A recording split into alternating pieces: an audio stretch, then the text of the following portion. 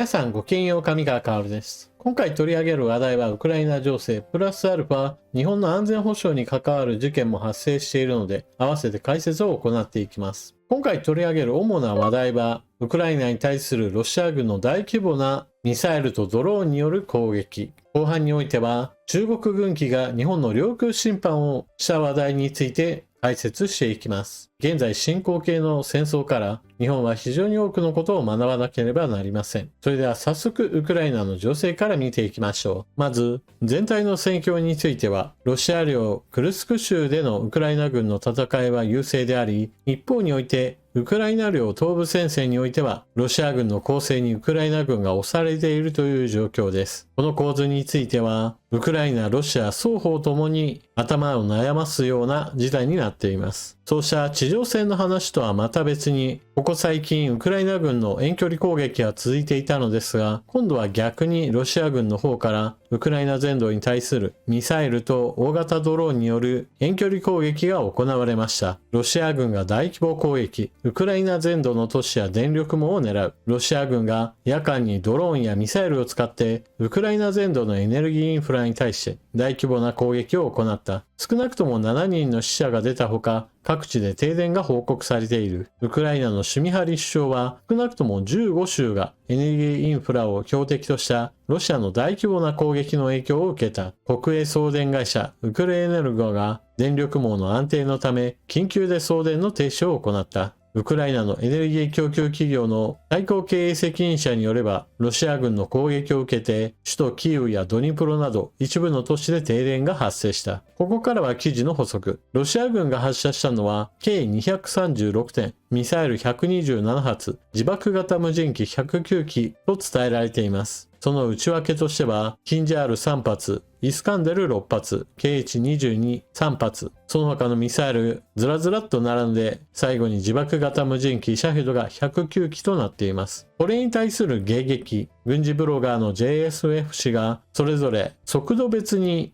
迎撃率を割り出していました。高速なミサイル12発、これに対して撃墜できたのは3発。阻止率は 25%。速度の遅いミサイルについては115発。撃墜できたのは99。阻止率は 86%。低速なドローン、シャヘドについては109のうち99撃墜。阻止率は 90% となっています。速度が速ければ速いほど基本的には迎撃の難易度は上がっていきます。そして高速のミサイルに対する迎撃ができるのはウクライナ軍の中ではパトリオットシステムなど一部の欧米製の供与兵器のみです。そのため阻止率はどうしても高速ミサイルについては低くなっています。そもそも配置されていないところに撃ち込まれたら迎撃しようがないわけです。また、非常に大量のミサイル、ドローンを一度に使うこうした攻撃は飽和攻撃といって、ウクライナ軍の対応能力を上回ることを目的としています。これが小さくばらけた攻撃であれば、その都度対応できるのですが、非常に多くのミサイルやドローンが一度に攻撃されると、どうしても対応する側の方の能力を分散させてしまい、撃ち漏らしも非常に多くなるのです。今回の攻撃は過去最高といったこともあり、ロシア軍が作ったミサイル、ドローンなどをその日その日で使うのではなく、ある程度まとまった数になるまで我慢して、今回のように吐き出すといった方式へと切り替えているようです。今回の攻撃では、ウクライナ全土のエネルギーインフラ網に対する攻撃も行われていたというわけですが、その中でも非常に際どい攻撃もありました。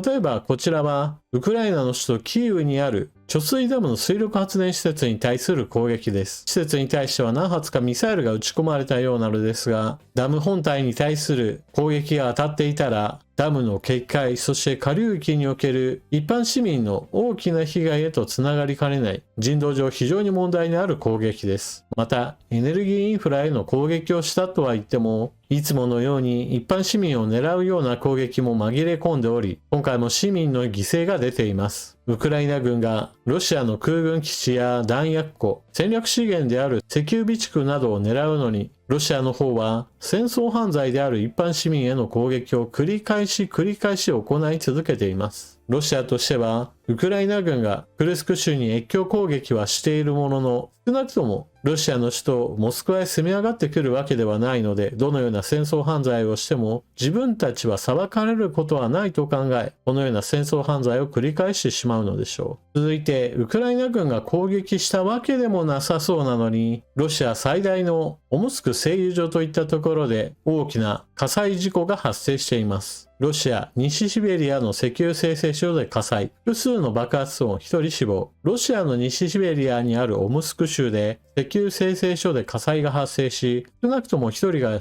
死亡したほか、複数が負傷した。当局は火災は鎮火し、生産計画に影響はないとしている。オムスク精製所は、ロシア国営石油大手ガスプロムネフチが保有するロシア最大の精製所。2022年の生成量は2100万トン、日量42万バレルだった。火災の原因は現時点で不明。オムスクは首都モスクワの東約2700キロに位置。ソーシャルメディアへの複数の投稿によると、オムスクの複数の地区で大きな爆発音が聞こえた。なお、この工場はロシア最大であり、全燃料の約10分の1がこのオムスク精製所で生産されているとのことです。そして、インターネット上には様々な動画も公開されているのですが、果たしてロシア側が発表しているように火を完全に消したかどうかは、私はちょっと疑問に思っています。いくつかの動画の中には非常に火の手が強いものも見られており、これをさらっと消したと言われてもちょっと疑いの目を向けてしまいます。また、どのような事故原因かは判明してはいません。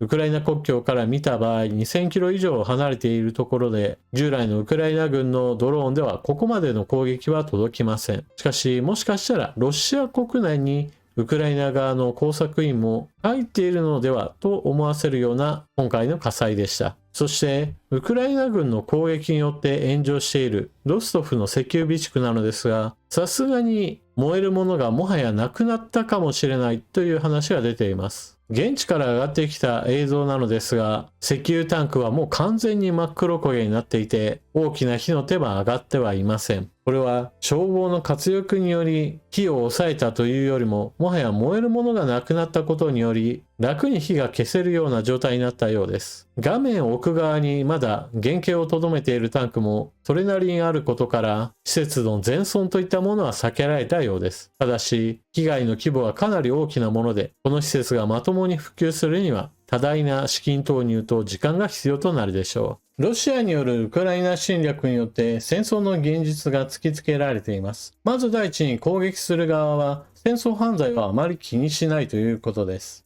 例えば一般市民に対する虐殺行為については2022年の段階から報告されているわけですが、じゃあだからといってこれをもとにしてどこか第三国がロシアに対して戦争行為をしているわけではありません。あくまでもウクライナに対する軍事支援や経済人道支援をしている国はあるわけですが、共に戦おうと立ち上がるわけではないのです。そして戦争犯罪を常習的にしているロシアに対しても、それぞれの国が自国の国益を大事にすることから経済制裁などに加わらない国も多くいるのです。そしてもう一つのポイントは、戦争犯罪についてさほど気にしていないロシアにとっては、一般市民や一般の施設なども攻撃対象であるといったことは忘れてはいけません。日本においては、とかく戦争になれば軍事施設だけが狙われると思い込んでいる人たちがたくさんいます。公共施設も一般市民が住む集合住宅も戸建ての普通の民家にしても商店にしてもどこだって攻撃対象になるのです。このことは忘れてはいけません。また、反撃しなければどうなるかについても、ロシアによるウクライナ侵略は私たちに様々なことを教えてくれます。まず、ロシアは反撃されないというような状態が長く続いています。例えば、ミサイルが使われるのはミサイルの生産工場が何ら反撃を受けておらず、生産施設に何にも被害が出ていないからです。ロシア国内で作れないものについては、主に中国から渡ってきていると言われていますから、物資の完全な遮断といったものもできるわけではありません。ただし、経済制裁がかかっていますから、ものすごい勢いで量産できるわけではありません。日々コツコツと作ったものをある日まとめて使うといった方式であり、日本の第二次世界大戦の末期のような街の上空まで爆撃がやってきて、無誘導の航空用爆弾を人々に銃弾爆撃するといったほどの状況にはなってはいません。何にしても、ロシア軍による遠距離攻撃の様子を見れば、相手国の生産設備や、もしくは発射する戦闘機であったり、トレーラーであったりを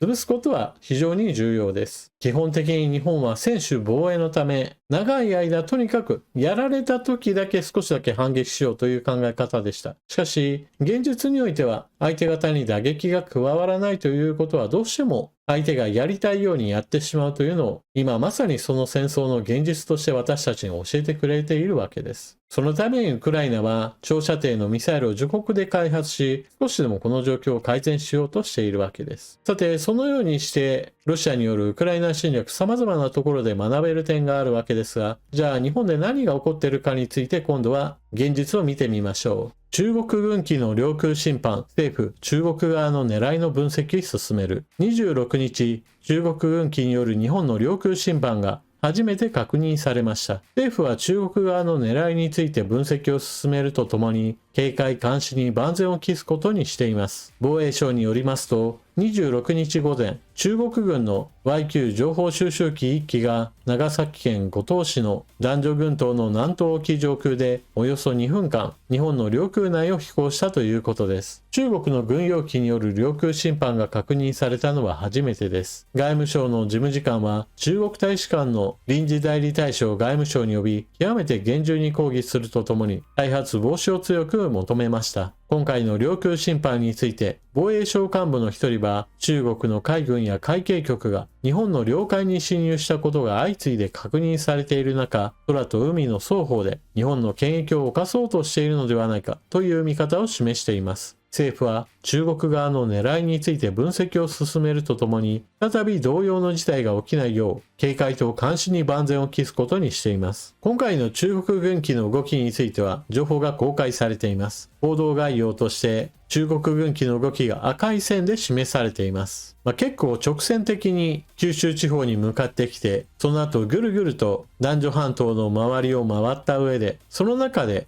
一部領空侵犯を行ったのです。なお、現代の航空機には当然のようにどこを飛んでいるか正確に測る装置が入っていますから、このように間違って領空侵犯したとはちょっと考えにくいところがあります。今回領空侵犯を行った情報収集機の資料映像がこちら。戦闘機ではないことからミサイルや爆弾等を搭載しているわけではありません。九州周辺の通信傍受などをしていた可能性が言われていますが、実際には何を目的としているかは中国内部の情報ですので伝わってくることはないでしょう。だからこそ政治的な意図をまずは疑っているわけです。こうした領空侵犯が発生したことにより、日本のネット上空間においてはこのような意見も出ています。この問題を検索した時に一番上に上がってきた話題の発言、高須氏がなぜ撃たないと疑問を呈しています。視聴数が198万、いいねが 5.1 万、拡散も8417件行われています。コメントは2123件。気持ちはわかるのですが、まず最初に自衛隊の取るべき行動といったものは事前に策定されています。例えば、領空侵犯しそうだなといった動きを見せた飛行機がある場合、まずは緊急発進が行われ、相手飛行機の近くに自衛隊機が距離を詰めます。その上で、領空侵犯しそうだな、もしくはするとなったら、その場合はまずは言葉での警告を相手方に伝えます。相手が反応しない場合といったものも当然あるわけで、その場合には一段進めて今度は警告射撃を行います。これはあくまでも警告のための射撃ですので、相手の飛行機に弾を当てるわけではありません。それでもなお従わず領空侵犯を継続しようとする場合においては、着陸を強要します。もちろん相手が従うかどうかは相手次第です。そしてこの場合、次の段階へと進み、今度は何らか自衛隊機に対する戦闘行為が見られる場合においては、その場合において自衛権の発動に基づく撃墜といったものができるわけです。このような話をすると、いやいや手順動向ではなく領空侵犯したらすぐに撃ち落とせよ。他の国はしているだろうと言いたい人たちはたくさんおられるでしょう。しかし現実はそうではありません。例えばその一例としてロシア軍戦闘機の領空侵犯例について見てみましょう。ロシア戦闘機がスウェーデン領空侵犯、 NATO 加盟後初。スウェーデン軍はロシアの戦闘機スホイ24がスウェーデンの領空を侵犯したと発表した。発表によると領空侵犯があったとされるのはバルト海の要衝であるスウェーデン南部のゴットランド島の南東空域。ロシアの戦闘機はスウェーデン空軍から警告を受けたが無視したという。侵犯は長く続かなかったとしている。スウェーデン空軍の司令官は発表でロシアの行動は容認できないとした。ロシアによるスウェーデンの領空侵犯は2022年以来でスウェーデンが NATO に加盟して以来初となる。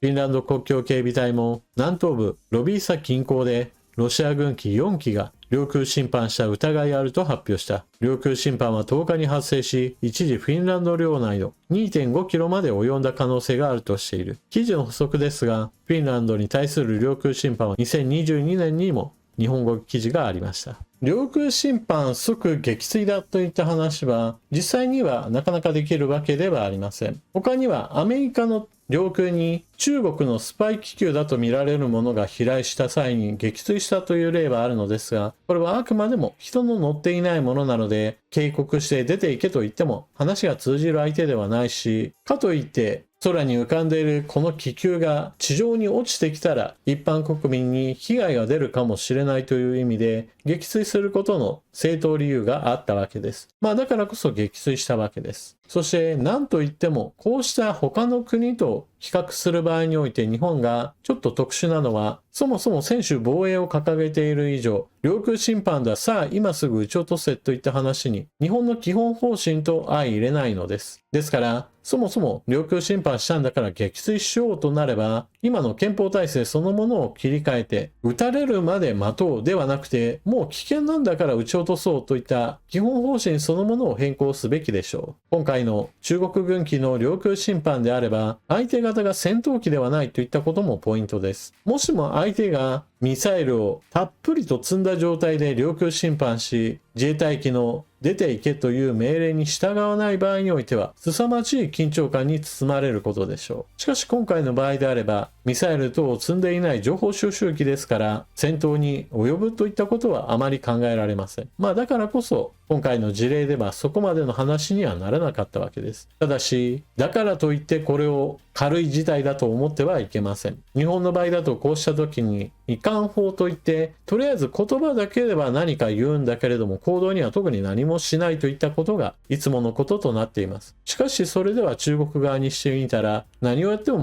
大丈夫だというふうに思いがちになるものです。こういった際にはもっと日本は賢い行動を取るべきです。例えば中国側の行動に対して抗議の声を上げるとともに、それとは別に中国にとって損失の出るような政策をさらっと打ち出すのです。例えばの例で言えば、中国から日本に入ってくる電気自動車や電気自動車系のバスについては関税を 100% かけますよといったことです。他にも中国から日本へとやってくる訪日観光客が多いので、これらの人たちに対しては入国するとき、出国するときに高い税金をかけますよといったことなども良いでしょう。例えば現在であれば出国税といったものが一律1000円かかっています。中国に対してはこの出国税、もしくは入国税といったものをそれぞれ1万円ずつ合わせて2万円ぐらい取るぐらいなことをして、日本のオーバーツーリズム問題の抑制に一役買ってもらうのも良いかもしれません。ただしそのような政策を行う際に中国軍機が領空侵犯したんだからといったような話を持ち出すのはやめておきましょう。例えば中国製の EV や EV バスの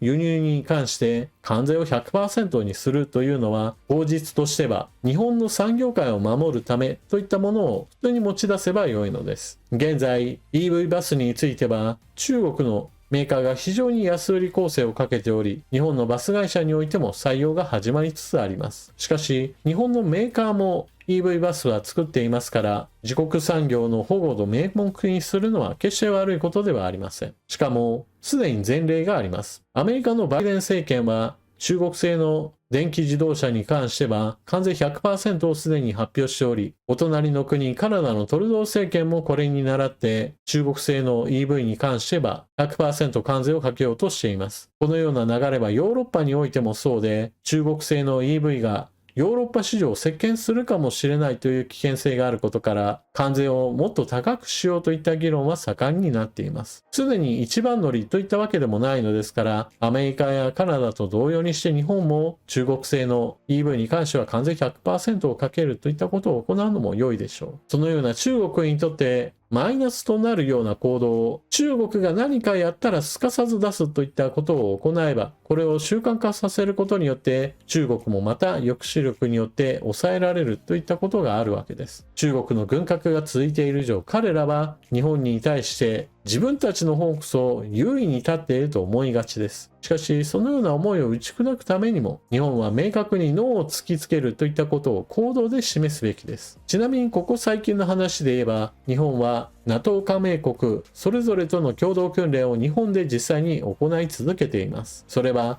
空、海、それぞれヨーロッパから来た戦闘機や軍艦との共同訓練などです。このような行動によって中国が刺激されたというようなことを言う人もいるのですが、そもそもこれらの共同訓練などはあくまでも国を守るためであって、決して他の国を侵略するためのものではありません。しかし、防衛力を高めることによってそれが不愉快だと思うような国というのは、日本にとっては適正国家であることは間違いないわけで、防衛力を高めるために他の国と連携を取ることは何ら恥じることではありません。何にしても、中国が日本に対して舐めた行為をするのは基本的に日本の抑止力が足りないからといったことを、ぜひとも今の政治家たちはしっかりと胸に刻みつけて政策実行に当たってほしいものです。あなたは今回の件についてどのようなことを思われるでしょうか。ぜひともコメントしていってください。それでは今回の動画はここまで。最後までご視聴いただきありがとうございました。情報の整理整頓、方針に役立ったなと思われる方はぜひとも他の方にお勧めしたり、スーパーチャットで応援してくれると嬉しいです。それでは次の動画でまたお目にかかりましょう。またね。